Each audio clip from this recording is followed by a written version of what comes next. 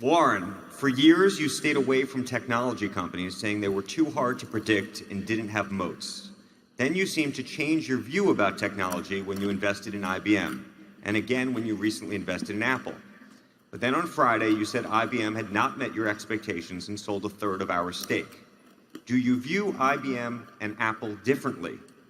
And what have you learned about investing in technology companies?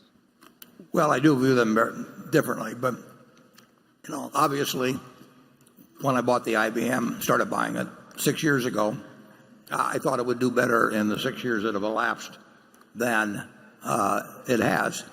And Apple, I regard them as being quite different business. I think Apple is much more of a consumer products business in terms of in terms of sort of analyzing moats around it and consumer behavior and all that sort of thing. It's obviously a product with all kinds of tech built into it. But in terms of laying out what their prospective customers will do in the future as opposed to, say, on IBM's customers, it's a different sort of analysis. That doesn't mean it's correct. And we'll find out over time. But they are two different types of decisions. And I was wrong on the first one. And we'll find out whether I'm right or wrong on the second. But I do not regard them as apples and apples, and I don't quite regard them as apples and oranges. But it's somewhat in between on that. Charlie? Well, we avoided the tech stocks because we felt we had no advantage there, and other people did. And I think that's a good idea, not to play where the other people are better. But if you ask me, in retrospect, what was our worst mistake in the tech field? I think we were smart enough to figure out Google. Those ads worked so much better in the early days than anything else. So I would say that we failed you there. And we were smart enough to do it and didn't do it. We do that all the time, too.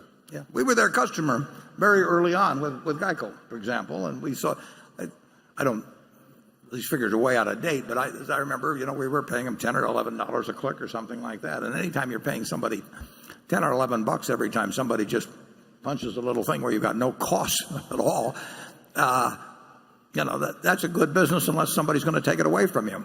And so we were close up seeing the impact of that. And incidentally, if any of you don't have anything to do in your hotel rooms tonight, just keep punching Progressive or something, and you're gonna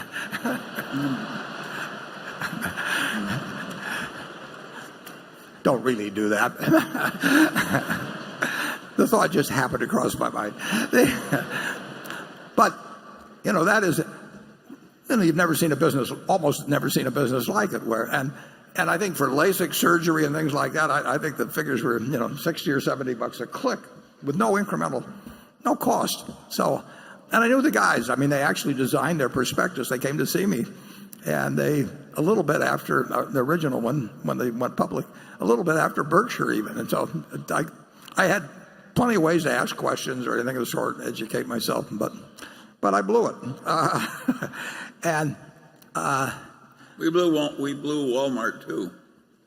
When it was a total cinch, we were smart enough to figure that out, and we didn't. Yeah. Figuring out execution is what counts. So, anyway, well, and I could be making two mistakes on IBM. I mean,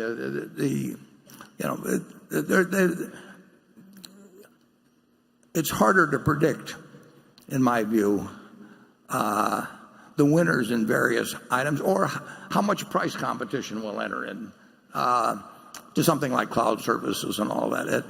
I made a statement the other day, which it's really remarkable, and I asked Charlie whether he could think of a situation like it, where one person has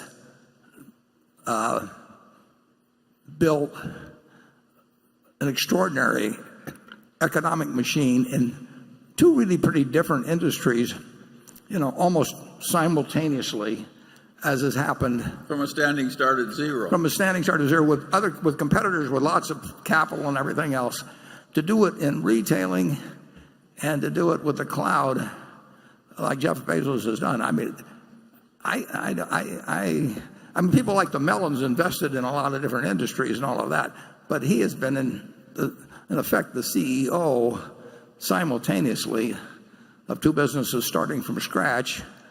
That if Andy Grove at Intel used to say, think about if you had a silver bullet and you could shoot it and get rid of one of your competitors, who would it be? Well, I think that both in the cloud and in retail, there are a lot of people that would aim that silver bullet at Jeff.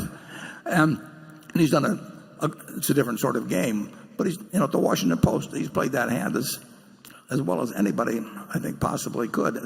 So it's a remarkable business achievement where he's been involved actually in the execution, not just bankrolling it, of two businesses that are probably as feared by their competitors almost